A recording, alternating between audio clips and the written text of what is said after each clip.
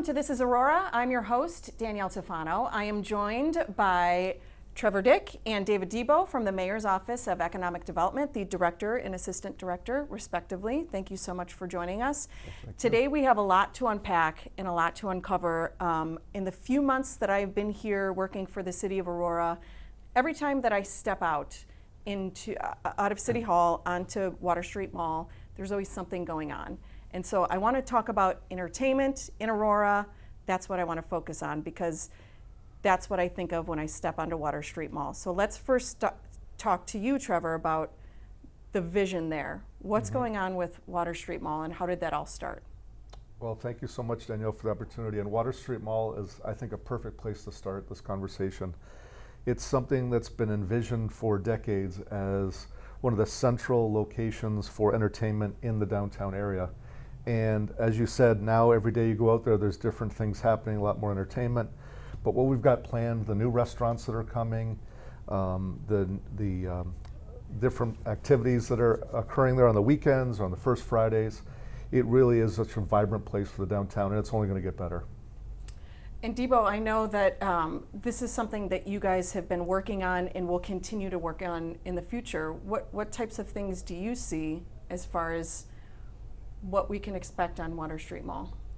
Well, I think as Trevor indicated, it's just going to be more of that. I think what's happening in Aurora generally is in the downtown especially, is that everything just is feeding on each other. So as the restaurants come in and more people are walking around, we're going to have more entertainment. We're focusing on different events all throughout the year. So I think what's ever happening now, really, we're in a nascent period compared to what I think you're going to see coming forward. One great example when we talk about Water Street Mall is the venue, and they always have something happening there. And we actually had an opportunity to sit and speak with Sam Dempsey, who is the general manager of the venue, Karen Fouts, who's the executive director for the venue, to kind of get an idea of what they have going on and the mission behind it. So let's see what they had to say. So the first time you come into the venue, you're going to come in this little door in this little hallway, and you're like, what did I get myself into? You turn the corner and it opens up into this really cool design room where the band's right there. You're going to sit down, take your seat, have a few drinks at the bar, enjoy the show. And depending upon the type of show, it's either going to be, you can get up and dance, you can have fun, or you're just going to want to sit and just enjoy the music and just what that sounds like to you. Our room is tuned really, really well for the system and the type of room that it is. Once you're done, I've not met anyone who has left this place without wanting to come back, simply because the fact that they can get so close to the artist is a big deal for people. I'm a music nerd at heart. I love the music. I love the space. I love people coming together for a common goal, and that's to build a community around the music. I think one thing that people don't realize about the venue is that it is owned and operated as a nonprofit. And so part of our mission is to build a community around the music and the great shows that we're able to offer at the venue. You can come see pretty much any kind of music you want. We have a lot of blues, a lot of jazz. We're expanding our catalog as we move forward. And we're really excited about the future and the types of things that we're going to bring to Aurora. Some of the things that are the most important about our mission is our opportunity and the ability to serve traditionally underserved or underrecognized groups within the community. And what it's doing is it's kind of helping Aurora become a place that people want to play. We've had a few bands that have actually done really, really well after playing here, using that to kind of help them get gigs out here and help us bring more people to Aurora. Mostly, we hope that you go out and tell your friends that we're here, because that's kind of one of the biggest things facing small venues like ourselves nowadays is there's people just don't know you exist. People know, but not everybody knows. And so we need our patrons' help to get that out there. If you want to learn more about the venue, please check out our website. There you can see all of our shows that are up and coming. You can find out information about rentals, and you can also find out about volunteering, as we are a not-for-profit organization. You can also just come see a show. We look forward to seeing you.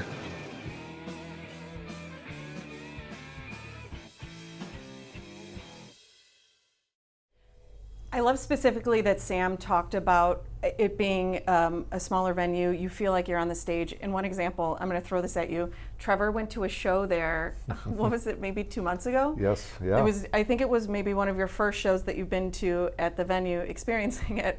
And I texted you back because you kept sending me all these videos because you were having so much fun. Right. And all I could hear was your Canadian woo woo in the background of the video.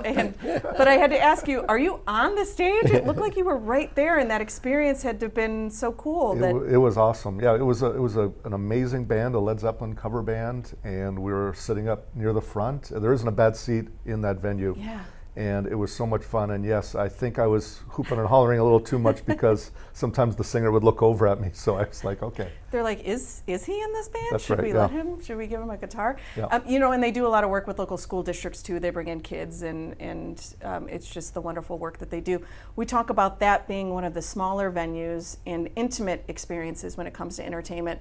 But then the other side of the spectrum is these larger venues, the big concerts, and that's what comes to mind for me first and foremost is RiverEdge Park. And this is something, even about a decade ago, it started off with unusable space just outside of downtown Aurora and kind of turned it into this beautiful park. How did that kind of go from that to that, Trevor? Sure. Yeah, so it started in 2007. The city did a RiverEdge Park master plan. And exactly like you were saying, Danielle, it was old industrial properties, brownfields. It was a place that turned its back on the riverfront. And then the vision at that time was to create something that would promote tourism and bring people with economic development and dollars, and not just to bring people here, but to support the local community. And to see what it's become, as you mentioned, just over a decade later, is just fantastic. It's a great space. And it's not the end. There's other plans, right, David? Lots going on the river generally, and it really is about entrepreneurship. And entrepreneurship can take a lot of forms. You could work within a city. A lot of the people who really wanted to see that happen, you could see a great potential. Why isn't this? Why isn't there something on the river? But then it takes people to do it, and this city encourages it. We've got plans. You might have seen some dirt is being moved for an apartment complex right down there. I think once people realize what could happen on the river, everything feeds off itself, and that's what's happening there right now. One of my favorite shows that I saw at RiverEdge Park, gosh, this was a while ago, was the Hollywood Vampires. And so it was Joe Perry from Aerosmith, Alice Cooper, and Johnny Depp. Like, where do you get those guys together? Mm-hmm. On stage together. They performed Aerosmith songs and Alice Cooper songs, and even like David Bowie songs, and it's just the eclectic mix. And then they even have cover bands that come in there. It's just nice to see the different kind of music that you get at RiverEdge Park. We actually had an opportunity to sit with Jim Jarvis from RiverEdge Park to talk about what's happening this spring, in the summer, in fall, and even into winter. And I would love to tell everybody and show everybody what he had to say. We're here at beautiful RiverEdge Park, just outside of downtown Aurora. Jim Jarvis from RiverEdge Park, that has a title. I have this huge long title, but basically it means I work on programming, and I'm one of the management folks at RiverEdge Park. I don't think a lot of people realize that RiverEdge Park is also associated with Paramount Theatre, also associated with Copley Theatre, also associated with the soon-to-be Stolp Island Theatre. You guys are busy. We are. So it's all a part of Aurora Civic Center Authority. So this is, we manage this for the city of Aurora. By day and by week, it is a park, and we transform this into a concert venue every single weekend. But we're here today to talk specifically about RiverEdge Park. You and I have had a lot of great memories here. I want to talk about this summer at RiverEdge Park. We have amazing lineups, right? We've got 25th annual Blues on the Fox. We got Toronzo Cannon kicking it off on Friday night. We got Robert Randolph headlining on Friday night. Saturday, any one of our artists could be the headliner. We've got Wayne Baker Brooks that's going to kick it all off at 3 o'clock. We got Guy King after that. Joanne Shaw Taylor, amazing artist out of England. And then Big Head Todd and the Monsters, right? You will see these two giant platforms back there. That has been in the works for a couple of years. Those giant structures were built to put in these magnificent jumbotrons. So our job this year, besides booking the shows, was really to enhance the experience for people to be here. Those things are going to be the exact same ones that the Rolling Stones are using on tour. The quality is amazing and great, and they're brand spanking new for this. We're under the Bauer Power of Tower. There's a sound tower here, and there's a new one going up It's going to be such a cool way to open up the park this year. But on top of that, we focused on things like Let's Go Local. So most of all the breweries that we're using this year are all local, right? For our craft beer tent, we've got Alter Brew, Brother Chimp, Sketchbook, Pig Minds. We also, like our wine this year, Tanya looked around, our food and beverage manager, she found Stable Creek out of Plainfield. And the thing is, and you're going to love this, it's pouches of wine, so you don't have to worry about spilling. Why would I anymore. love that? I don't know what you're implying by that. Because your pockets are full of them right now. If you had turned around, people would see those kind of things. So the directive from Tim, our CEO, was let's make this friendly. Let's make everything, that you can come and see multiple shows on stuff. Things like our beers are either $7 or $9, wine's $10, parking's $10. So besides having great entertainment, like our goal is, let's make this a true value for people. Well, and I've always said too, so I've been coming to concerts at RiverEdge Park since the very beginning, let alone you guys do such a great job with keeping costs down in general. Just the experience of parking, getting in and out, is unlike anything else, a concert experience anywhere in the Chicagoland area. Being able to park, get in your car, and go straight home, and not have to wait for 3 hours to get out of a parking lot says something about the experience as well. So, right. Yeah. And if you don't want to pay the $10 to park, which is dirt cheap, go to downtown and pay $75 to park, right? Just on the other side of the bridge, the Bower Bridge over there, that entire parking lot is free. Our goal is get in easy, get out easy, have a wonderful time. Everything that we do affects somebody's evening, and we want you to have the best evening possible. Are you allowed to talk about any of the bands that are going to be here Sure, at RiverEdge Park? absolutely. Yeah. So, we've got all sorts of different acts coming up. I think a couple really cool ones. So we're doing I Love the 90s again. This year it's Vanilla Ice, Kid and Play, Tone Low, Color Me Bad, and Rob Bass. We have other stuff like Get the Let Out. It has sold out for 8 consecutive years. I love We're at Get the Let Out. 4,000 tickets sold right now, and it's going to sell out before end and stuff. Yeah, and I say take the Pepsi Challenge, right? I'm a huge Led Zeppelin fan. Close your eyes. Paul sounds dead on like Robert Plant. And they change their show every time. Yep. Like no one show is the same, right? So what they do is they have kept a set list of every show they ever played at RiverEdge Park. And then when they come here, play a totally different set list. I love that. It's super cool.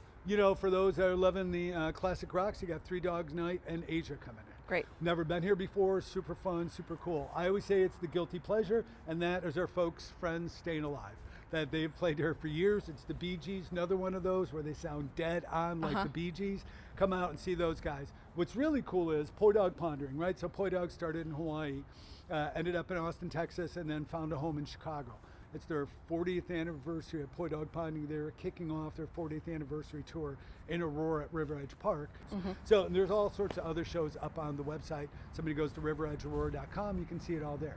So let alone the shows that you put on, I want to touch really quick as we wrap up here. There's other things that happen at RiverEdge Park, including Fiestas in September. Right. And then if we look even further into the year as we get closer to the holidays, which I know we're just getting into the summer, that people don't want to think about that, but we have Chris Kindle Market too, which is returning here. do. So lots to look forward to. Let's touch a little bit about Fiestas maybe and what people can expect with that, and then looking ahead to... So Fiestas is September 7th and 8th. The last 2 years since we've taken over and put it at RiverEdge Park, they've sold out both days of those festivals for those 2 years on stop. It's going to be amazing. We've kind of changed up the hours to make it more friendly for audience members, but believe me, it's going to be totally cool. I would look by the end of June, we're going to announce Fiestas. And that's like a big Hispanic heritage. Nothing but a celebration, man, and it's super cool to be a part of it. And the money raised at that event goes towards scholarships. 100%. I So love that it. money, I think last year it was like $150,000 in scholarship money we helped raise. Let's talk about then looking into the holidays. Chris Kindle Market. Dude, we've been working on Chris Kindle Market for 3 months. I can tell you this, Chris Kindle Market's going to be bigger this year than it was last year. Last year, we also did 240,000 people. We'll easily crush that number. The feedback that we've heard too is that it's great that there's locations downtown, but the in and out here, the accessibility here in Aurora is unlike, I mean, you could take the train literally to right across the street, cross Broadway safely, come in, come out, being able to get in, the affordability. People like coming to Aurora for things like that. There's more room to walk around, parking's more accessible. Like you can park for free on the other side of the bridge. It's just, I think, it's so picturesque, especially at night along the river. Yeah. And this place is lit up, man. It's just gorgeous. Yeah. So we're excited to have those. Or guys. take the train. The Or train take is the right train there. down. Right. Yeah. All right, Jim Jarvis, RiverEdge Park. Thank you so much for taking time to tell us about all the fun things, the entertainment that RiverEdge Park adds to Aurora. We're so excited that you're here. So excited for a fun summer. If people want to find out more, you can visit their website. We'll put it on the screen. Can I say one thing? That, Sure. and I say this all the time, this is a perfect example of when a government municipality gets together with an arts organization and we work really close together, and we've turned this RiverEdge Park or Paramount or downtown Aurora, like we're impacting lives, and you guys have been a big player in it. So thank you guys for all your support. Thank you, Mayor, for all your support as well, and Alex and everybody else. It's awesome. Everybody should be working closely with their cities like we are. We agree. Yeah. Thank you. You know, Jim talked a lot about the partnership that they, as an arts organization, have with the government entity, and I know they work a lot with your office, they work a lot with the mayor's office. What does that relationship look like? How often are you talking with them? How often are you planning and working with them? We're probably speaking to them every week, and this is the mayor and Alex Alexandru, the chief of staff. People talk a lot today about public-private partnerships, and this was one of the original public-private partnerships where you could see the synergy between a music venue and an entertainment venue and the city and working together. So we really understand what they're going through. We understand their issues. When there was COVID, there was we were there to support them because they're supporting the city and they're helping make things happen in the city. And I'm sure that you, Trevor, speak with them all the time about just things going on. And all the time, yeah. It's communication is key, especially in a partnership like this. And ACCA and Jim Jarvis and his group are so big on customer satisfaction, and they do surveys. And so when there's issues, he knows who to call right away, and we're always here to help him. If it's traffic issues, or I remember even trying to work with him a couple years ago on where the Uber Lyft pickups and drop-offs should be, because that was an issue on Broadway. But yeah, no, it's a fantastic partnership. And we're just so thankful that they do such a great job at the venues that they operate. And speaking of that building relationship, one thing that I know everybody is excited about is continuing that partnership with that organization for the soon-to-be Stolp Island Theatre. And we had an opportunity to sit with the project manager for the build-out of the soon-to-be Stolp Island Theatre, and we can't wait to show you what he had to say. My name is Craig Salavi. I am a theater professional. Theater is my life, so that is who I am. The concept behind Stolp Island Theatre began with the idea of immersion. We wanted to be able to bring a type of performance space that the Paramount audience has never seen before. It is something that is very unique and very intimate. Something that we can actually not only have you come and see a story, but you can be surrounded by it.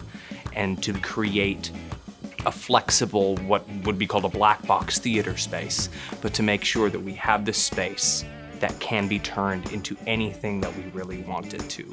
Because every time we come through and create a new show, it can be completely fresh because everything can move around.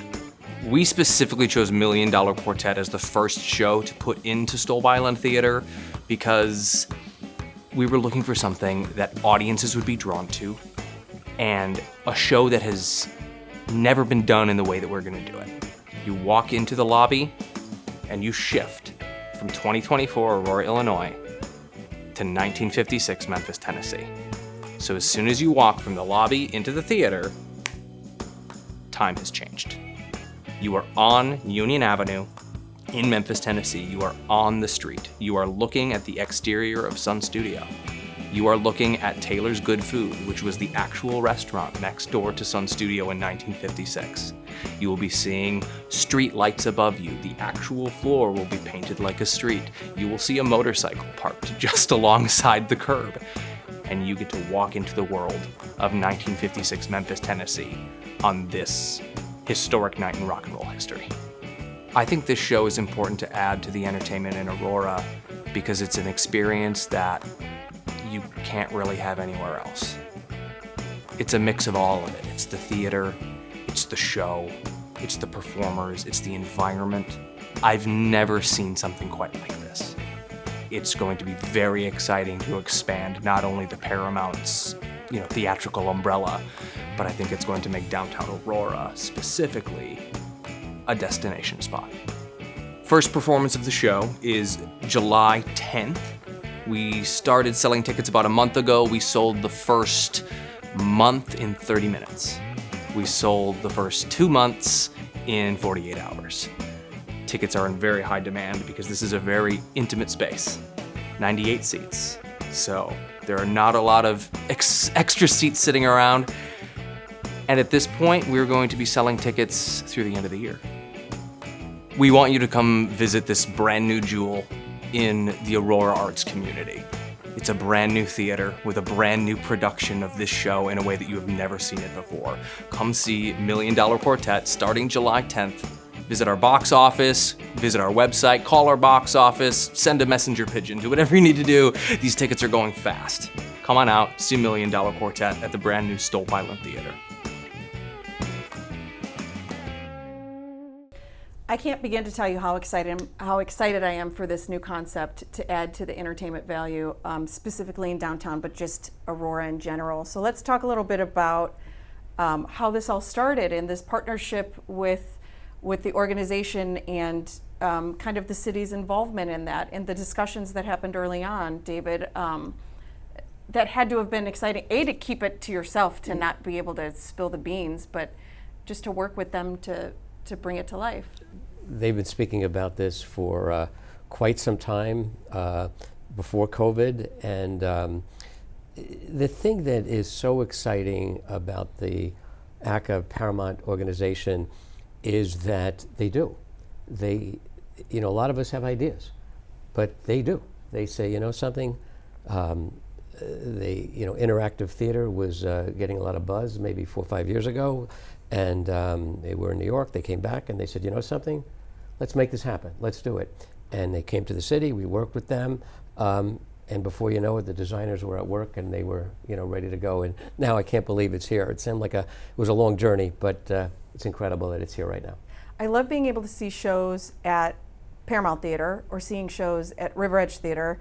But this is literally like you're sitting in your seat, Trevor, and you're not supposed to, but you could touch the musicians if you want. Right. It's frowned upon if you do that. But to be able to be there sitting what you feel like is in the studio is an experience that we're adding to this texture of entertainment in Aurora that's unlike anything else. You're spot on. I'm so looking forward to it. I've never seen a theater production quite like this before. So, we love going to the theater, but to be in an intimate setting like this, it's just awesome. I can't wait. Whatever they do, whatever the Paramount people do is authentic.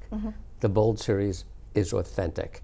Of course, what they do with the Paramount is authentic. And this will be, obviously, as we heard, authentic. And that's one of the things in today's world that everybody's looking for, and they get it. You mentioned a couple times, David, about COVID. And I know recovery from COVID, as far as theaters are concerned, not just here in Aurora, but everywhere, has been a topic of conversation.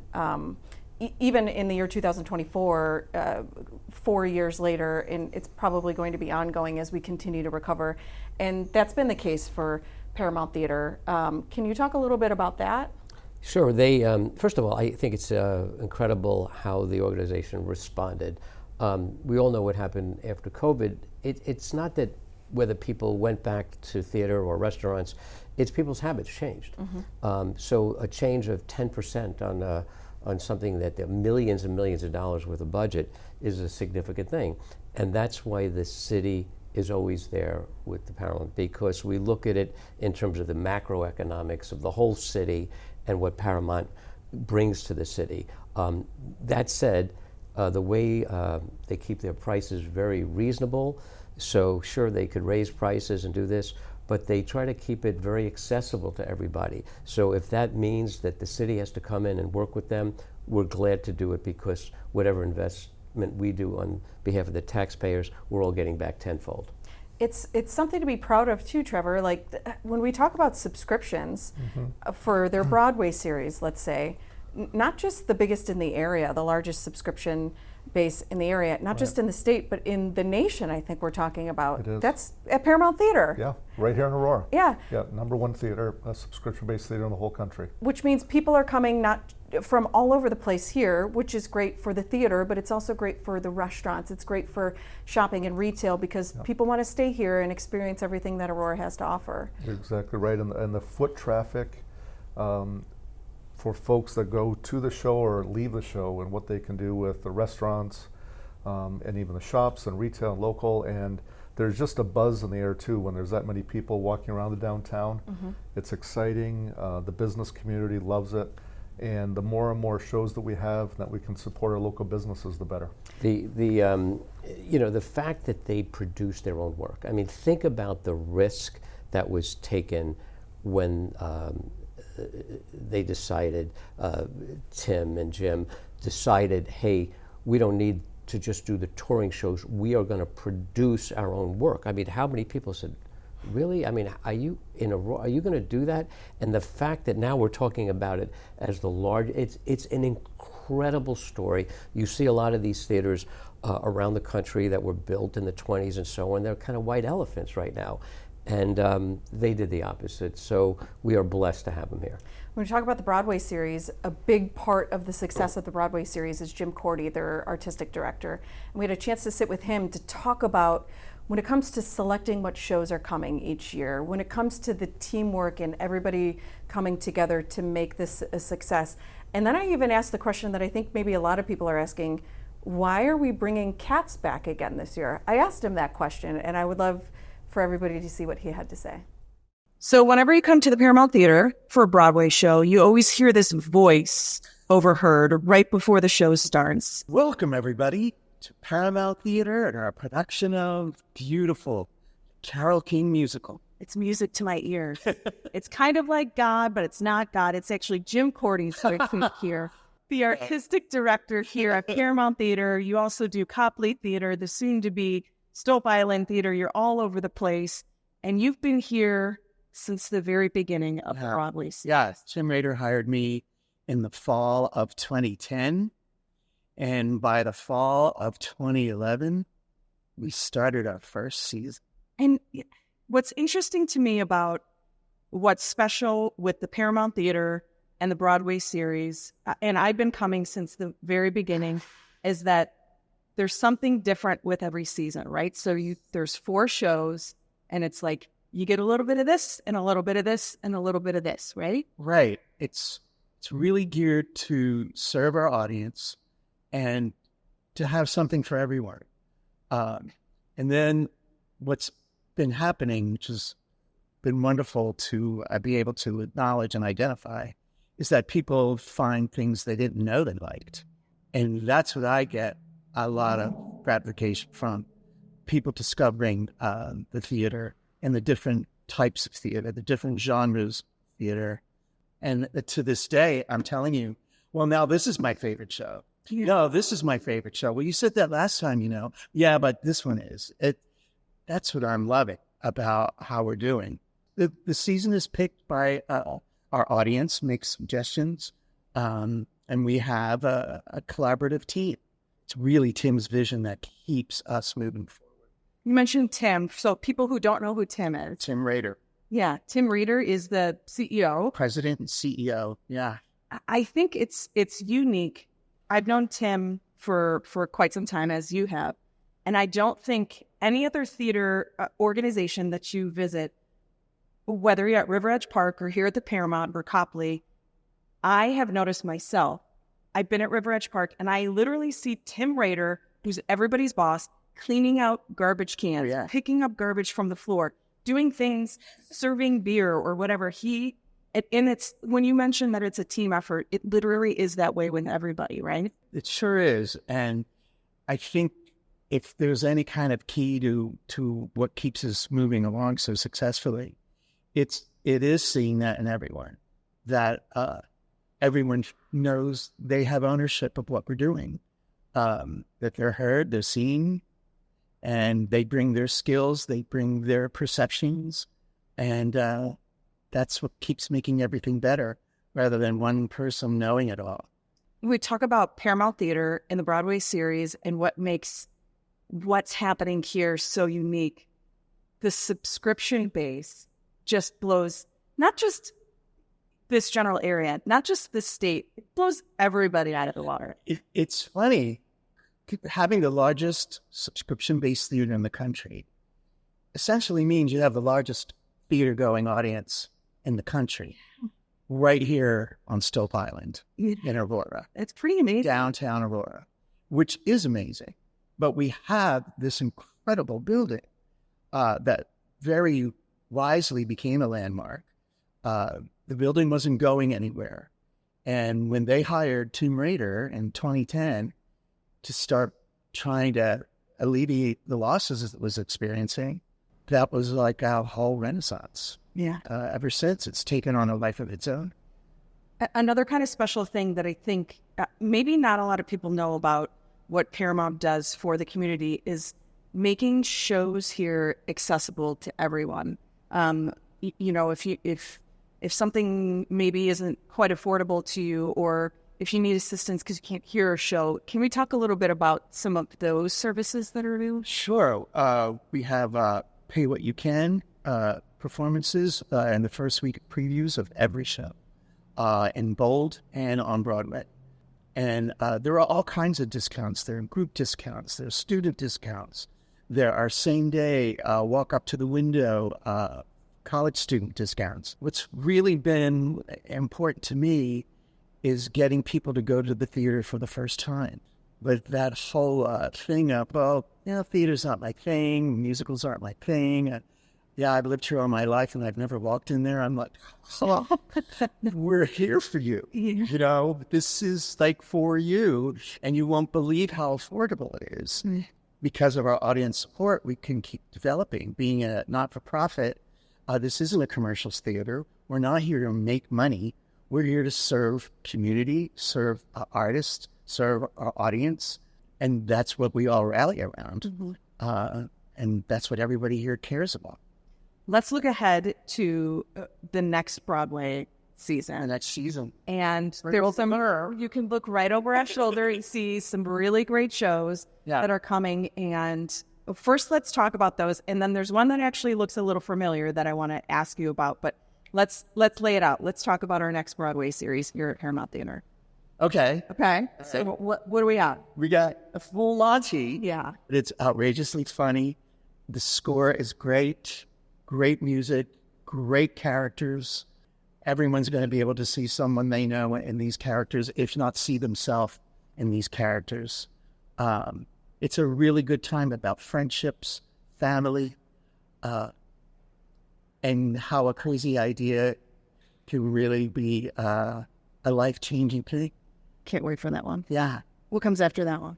Frozen. You know the families are going to love this. I know. Get your tickets now, everybody. Yeah. It's a big family show. And I don't know if our viewers have ever been to Paramount for the holidays, but the Grand Gallery is decorated. You couldn't imagine a more festive holiday way to get the family together and see a full orchestra doing just incredible looking sets, very lush, and great performances. You're not going to want to miss that one. Yeah. After that, we go right into The Waitress. That's exciting. Very exciting. Katie Spellman is directing and choreographing. Formidable talent. I think that's one of the cool things about shows similar to this is that you know the storyline, and every time you see it, you can identify with maybe the same character or a different character every time you see it because you're at a different place in your life. I am very proud of that we look at how every show, no matter when you've seen it or how old it is or how new it is, how relevant it is to where we are in our lives now, which brings out things in it consistently that you haven't really noticed before. That actually brings me to the question that I was going to ask you for the last show of the next season. The Broadway series at Paramount, because I feel like I've seen the show Cats here before, and it's coming again to the Broadway series. And so I guess I'm just curious why it's coming back. Because people want to see it. Well, we're doing Cats because nobody wants to see it. No, we're doing Cats because people want to see it. Yeah. Well, and again, they don't even know what's in store. Because it's not going to be a Cats you've ever seen anywhere. I promise you. You guys have always done such a great job with that, though.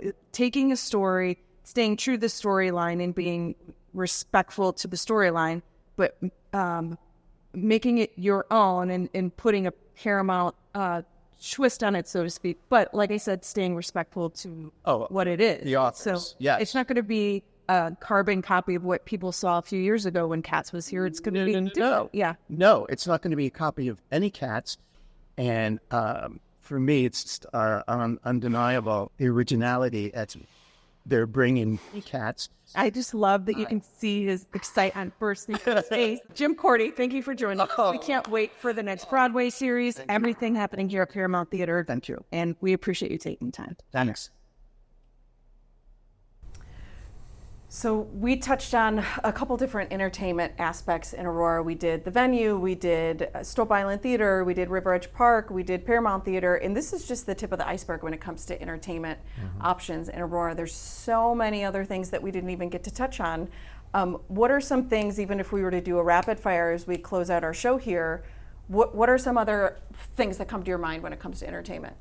French 75, jazz night, just wonderful. Wednesdays, Piazza. Yeah, Riverfront Playhouse, another long-standing venue in the downtown. Yeah. Ballydoyle, Two Brothers. Even stuff that the city of Aurora puts on, I mean, in partnership with Aurora Downtown, First Fridays. We had Food Truck Festival.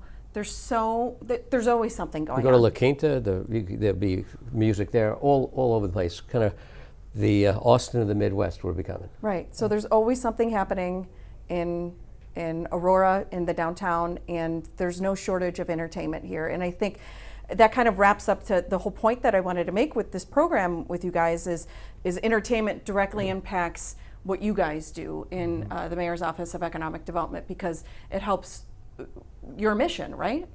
It does. Economic development, I think as we talked last time, really is about enhancing the economic prosperity of the people who live here and the businesses. And when people come, then the restaurants happen and the different shops, and it all kind of jobs are created. So we're just excited to support whatever businesses, industry. This is an industry that really everybody has a different. All cities have different mechanisms. Could be an insurance company that has a big employer. This city, this downtown, is really thriving with the entertainment aspect. And it kind of adds to it, like people want to be part of that, right, Trevor? When you see, this is just one aspect of businesses that are either considering coming here or wanting to stay here, they see these cool things going on, they're like, Right. I think I want to be part of that. Yeah, it definitely gets Aurora on people's radar, especially new businesses, and it helps our job because it's helping us market the downtown and the city as a whole. People want to be here, and it's just such an exciting time to capitalize that, and they see the future, and we do as well. All right, well, David Debo, Trevor Dick from the Mayor's Thank you. Office Thank you of very Economic much. Development. Come see a show, come to a concert, come to a festival. There's no shortage of things to do as far as entertainment's concerned in the city of Aurora. Thank you.